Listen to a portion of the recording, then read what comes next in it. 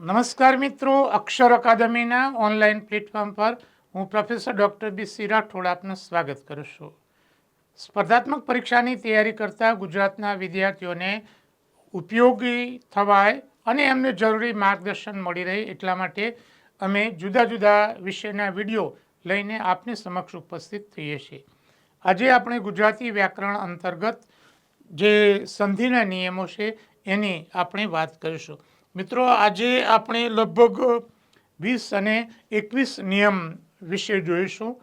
આ અગાઉ અમે 20 નિયમ સુધીના વિડીયો અગાઉ મૂકેલા છે.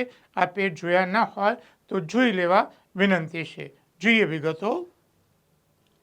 હા, કોઈ પણ વર્ગના પ્રથમ વ્યંજન પછી અનુનાસિક આવે તો તે વર્ગનો અનુનાસિક મુકાય છે.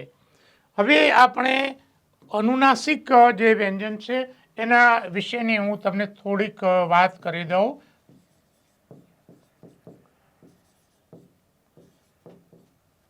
આ જે પાંચમી જે લાઈન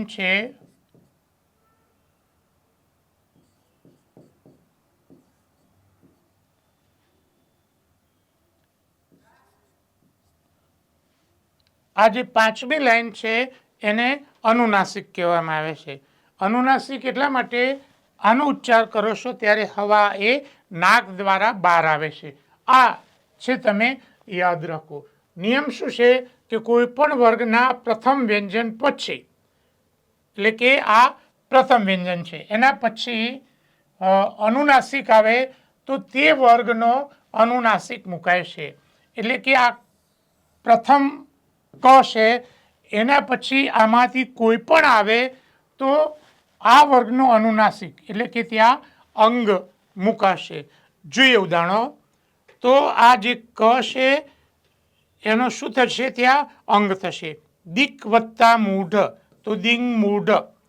વાક વત્તા મય તો વાંગમય. રાઈટ, આ ધ્યાનમાં રાખો.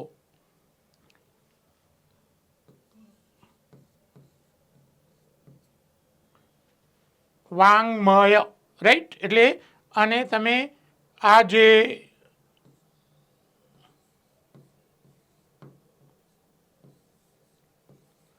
આમ પણ તમે લખી શકો છો નીચે આ પ્રકારે એને રાખીને. ટ હોય અને પછી કોઈ અનુનાસિક આવે તો ટનો અણ થશે. ષટ વત્તા માસ તો ષણમાસ. આ અનુનાસિક છે. આ પહેલો છે. ષટ વત્તા મુખ તો ક્ષણમુખ. રાઈટ, આ ટ છે એનો અહીંયા અણ થશે. જોઈએ બીજા ઉદાહરણો. હા, ત હોય તો એનો ન થશે. જો જગત વત્તા નાયક તો જગન્નાયક. જગત વત્તા નાથ જગન્નાથ. આ તનો ન થશે. સત વત્તા મિત્ર સન્મિત્ર.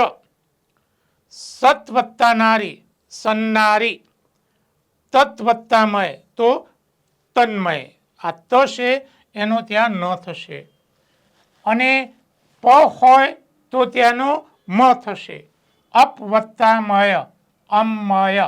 યાદ રાખવા જેવી સંધિ છે, પરીક્ષામાં પૂછી શકાય તેવો મુદ્દો છે. હા, હવે એના પછીનો જે નિયમ છે કે સની પહેલા અ કે આ સિવાયનો કોઈ સ્વર આવે, અ કે આ સિવાયનો કોઈ સ્વર આવે તો જે સ છે એનો ષટકોણનો સ થાય છે. એટલે આ જે મુદ્દો છે એ તમે ધ્યાનમાં રાખો. અભિ વત્તા શેક તો અભિષેક. અહીંયા તમે જુઓ કે અ કે આ સિવાયનો છે. સુ વત્તા સમા તો સુષ્મા. અનુ વત્તા સંગી. યાદ રાખો, સસલાનો જે સ છે એની જગ્યાએ ષટકોણનો સ થાય, અનુસંગી. પ્રતિ વત્તા સેદ તો પ્રતિષેધ. વિ વત્તા સાદ વિષાદ. ની વત્તા સ્નાત નિષ્ણાત. અહીંયા નનો અણ થાય છે. એ નિયમ આપણે પછી જોઈશું. ભી વત્તા સન્ન તો વિષણ. અહીંયા પણ નનો અણ થાય છે. પરી વત્તા સદ તો પરિષદ. સુ વત્તા સ્મિતા સુસ્મિતા. સુ વત્તા સુપ્ત, સુષુપ્ત એટલે કે સસલાનો સ છે એનો ત્યાં ષટકોણનો શ થશે. આ જે નિયમ છે એના અપવાદરૂપ 3-4 શબ્દો છે એ તમે યાદ રાખો. હા મિત્રો, અહીંયા કોઈ ફેરફાર થતો નથી. આ 5 જેટલા અપવાદરૂપ શબ્દો છે એ તમે યાદ રાખો. વિ વત્તા સર્ગ, વિસર્ગ, અહીંયા ષટકોણનો સ થતો નથી. વિ વત્તા સ્મરણ, વિસ્મરણ. વિ વત્તા સ્તીર્ણ, વિસ્તીર્ણ. અનુ વત્તા સાર, અનુસાર. અનુ વત્તા શરણ, અનુસરણ. એટલે કે વિ અને અનુ પછી સ વાળા જે શબ્દો છે એમાં આ કોઈ ફેરફાર થતો નથી. એ તમે યાદ રાખો. પરીક્ષા માટે આને આઈએમપી કહી શકાય. જો પૂછવું હોય તો આવું અઘરું પૂછી શકે. હા, પરીક્ષાની તૈયારી કરતા વિદ્યાર્થીઓ માટે અમારા વ્યાકરણના પુસ્તકો છે. ગુજરાતી વ્યાકરણ MCQ, જેમાં MCQ પ્રશ્નો આપેલા છે. ગુજરાતી વ્યાકરણ પરિચય, જેમાં વ્યાકરણના બધા મુદ્દા છે. ગુજરાતી ભાષાનો શબ્દ વૈભવ, એમાં જુદા જુદા શબ્દો અંગેની વાતો છે. સમાનાર્થી, વિરોધાર્થી, અર્થભેદ, તળપદા શબ્દો, રાઈટ. શબ્દ સમૂહ માટે એક શબ્દ, ઇવન સમાસના શબ્દો પણ આપેલા છે. અને આ જે પુસ્તક છે એમાં ગુજરાતી ભાષાની જોડણીની વાત એમાં કરવામાં આવી છે. પરીક્ષાની તૈયારી કરતા વિદ્યાર્થીઓ માટે અમારા અગાઉના આ વિડીયો છે એ ખૂબ જ ઉપયોગી છે.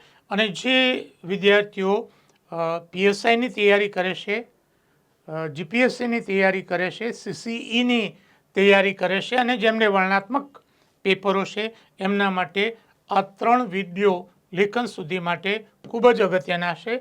આપે આ વિડીયો જોયા ના હોય તો જોઈ લેવા વિનંતી છે. પરીક્ષાની તૈયારી કરતા વિદ્યાર્થીઓ માટે અમારી 2 મહત્વની એવી ટેલિગ્રામ ચેનલ છે. BC રાઠોડ કરંટ અફેર્સ અને ગૌરવંતી ગુજરાતી. હજુ સુધી જો તમે અમારી આ ચેનલમાં જોડાયા ન હોય તો એમાં જોડાઈ જવા વિનંતી છે. વધુમાં અમે અમારું મેટર ઇન્સ્ટાગ્રામ અને ટ્વિટર ઉપર શેર કરીએ છીએ, તો મારા બંને પ્લેટફોર્મને ફોલો કરવા વિનંતી છે. વધુમાં આજનો આ વિડીયો આપને પસંદ આવ્યો હોય તો એને લાઈક કરીને શેર કરવાનું ભૂલતા નહીં. અને હજુ સુધી જો તમે અમારી આ ચેનલને સબસ્ક્રાઈબ કરી નથી તો એને સબસ્ક્રાઈબ કરી દેશો અને બેલ આઇકોનને ચાલુ કરવાનું ભૂલતા નહીં.